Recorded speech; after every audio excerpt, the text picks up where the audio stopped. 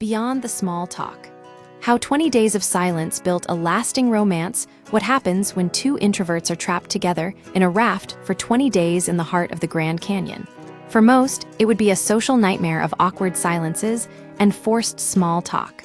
But for one traveler, this forced isolation became the foundation for the most stable relationship of her life. The challenge of forced proximity. The journey began with an unlikely pairing. The author, a self-described introvert and rafting novice, found herself as the sole passenger in a raft helmed by rugged, soft-spoken waterman and former guide. Initially, the experience was defined by social friction. Awkwardness. Early conversations were repetitive and shallow, circling through standard icebreakers like work, school, and hobbies. The introvert's dilemma. While other boats in the rafting group were filled with laughter and constant chatter, the author's raft was characterized by long, heavy stretches of silence. Identity crisis. The author felt a jarring disconnect between her social self, the person who could joke and engage in groups during evening campfires, and her solitary self, who felt paralyzed by shyness when alone with Doug. Learning a new language of connection as the expedition progressed deeper into the canyon, a psychological shift occurred. Rather than forcing a connection through words, the pair began to develop a nonverbal shorthand.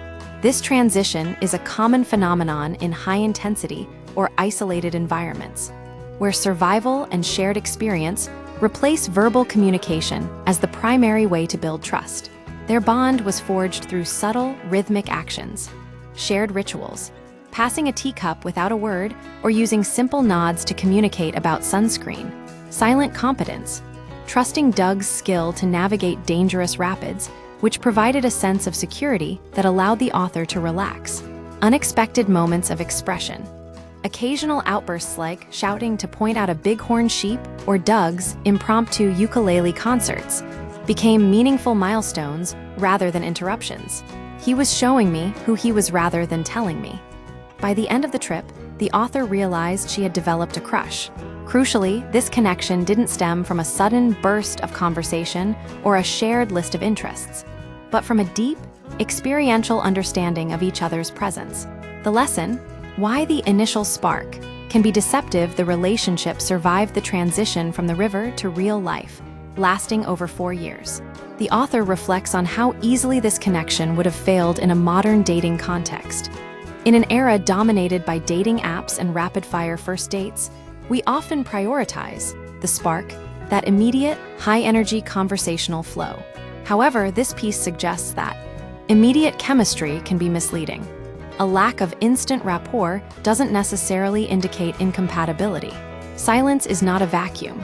For many, silence is a sign of comfort and stability rather than a lack of interest. Presence outweighs prose.